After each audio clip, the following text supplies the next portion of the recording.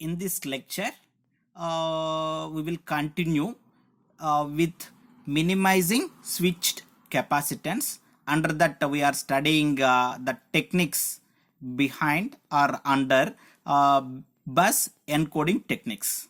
So here we will see bus inversion coding technique. So if you will see, in case of this bus inversion coding technique, the block diagram, we have encoder in the chip itself and decoder also in the chip itself.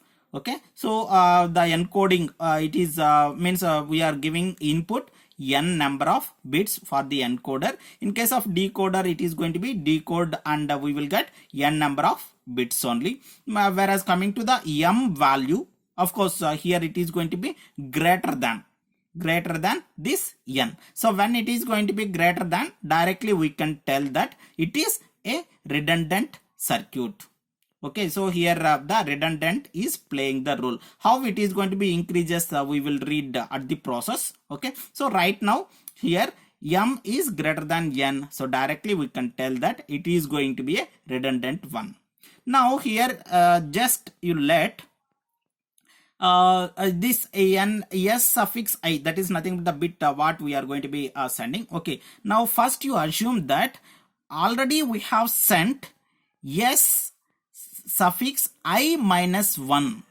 Okay, means it will have n bits. Okay, already we have sent it.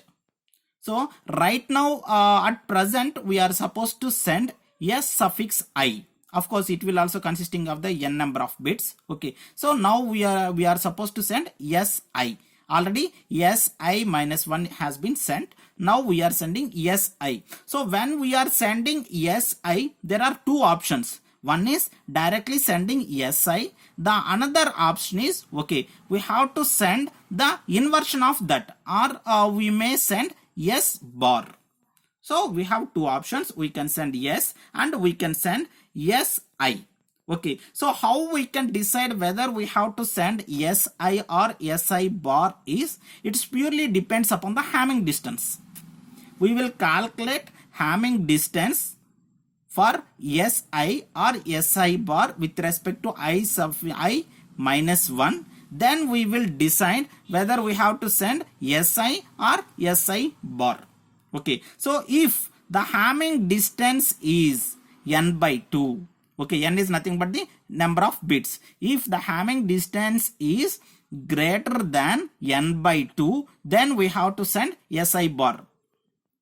If the Hamming distance is lesser than n by 2, then we are supposed to send si.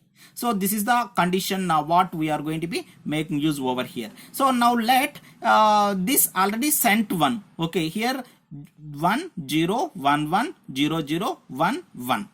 Now I am choosing first si. Okay, so in case of si, already I have been assumed this one. Also I have assumed this one also. So 1 1 0 0 1 1 0 1. Now I am supposed to find out the Hamming distance. Here if I will see the Hamming distance between these two. Okay, their Hamming distance means what? Number of transitions are going to be taking place. So here it is 1 1, no transition. Here 1 0. So one transition has come. Here 1 0, one transition, 1 0, one more transition.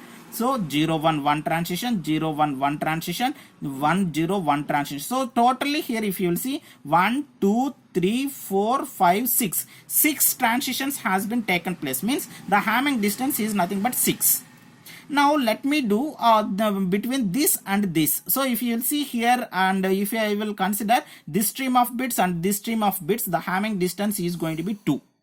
Now here if you will see, this is, okay, here if the Hamming distance is greater than n by 2. So here if you will see, this is the one value which is going to be greater than 2. So now what I am supposed to send? I have to send si bar. Okay, so if the Hamming distance is going to be greater than that, directly we can send si bar. So I am going to be sending si bar. Okay, so here now the question is how this decoder will recognize that. Okay, so whether we have sent si or si bar, because the decoder doesn't know that the transmitter has sent si or si bar. Okay, so now what we will do is we are going to be keeping one more bit line. Okay, we used to represent it as the P. Okay, so here we are going to be making use the line that is nothing but P. Usually we may call it as the priority line. Okay, so here this, when we are going to be increasing, making use this line, if it is going to be, means if this P, when it is going to be added for this, so directly M is equal to N plus 1. So here this P shows that whether we have sent the inversion one or we have not sent, we have sent the corrected one. So we can decide based upon this Hamming distance whether we have to send yes or SI bar. That this receiver don't know which data has sent. So here we are going to be making use an additional bit line in receiver to, from receiver to what is this decoder. So to tell whether we have received the inversion one or original one. So if you will see here, the feature of this is, okay, the efficiency is going to be depends upon the number of bits. Okay, if the number of bits is going to be very less, automatically efficiency is going to be very much high. Okay, if the number of bits is going to be high, automatically the efficiency is going to be decreases. If the efficiency is going to be decreases, automatically switching activity is going to be increases. So now here if you will see, it is going to be redundant because M is equal to N plus 1. Okay, whereas coming to the here, no need to make use what is this here, no need to make use the decoder, because here whatever the sent, no need to decode it. But in case of the encoder, we are supposed to, because here we have to find out the Hamming distance. So if we want to find out the Hamming distance, at the time what we are supposed to be, we are supposed to store the previous one. So that is why here we need memory. Here we don't want memory less. Here no need to make use the memory less. The next technique is transition zero encoding technique. So if you will see in case of this transition zero encoding technique, okay, so first of course in case of sender we have encoder. Okay, it is in chip itself. In case of receiver, we will have in chip itself the decoder. Here it is going to be n number of bits, here it is going to be n number of bits. Okay, whereas coming to here it is going to be n plus 1. So here M is greater than n, so directly we can tell that it is going to be a redundant one. Okay, because M is greater than n. Okay, now if you will see the process, first we will send 0 0 0 from this sender. Okay, it has been received 0 0 0 in this case.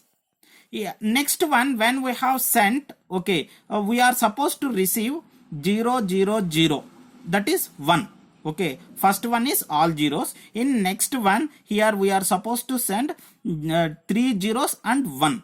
But what we will do is, instead of sending, okay, 0 0 0 1, we will send 0 0 0 0, means 4 zeros, and we will inform to this decoder there is one increment. Okay, so no need to send this, we will send only all zeros. First time we will send all zeros, next time also we will send all zeros, but we will inform there is an increment. So automatically we will get this. Okay, next again we won't send this, we will send again only all zeros, again we will inform that there is an increment. Okay, so at the time first as a result we will get first this and next one this. So for that sake only, if you will see here, we will have an increment line. So our M is equal to n plus 1. So this is the process which is taking place in case of transition zero encoding. So redundant M is equal to. So here what we are going to be doing here, first we are supposed to store this and we have to send.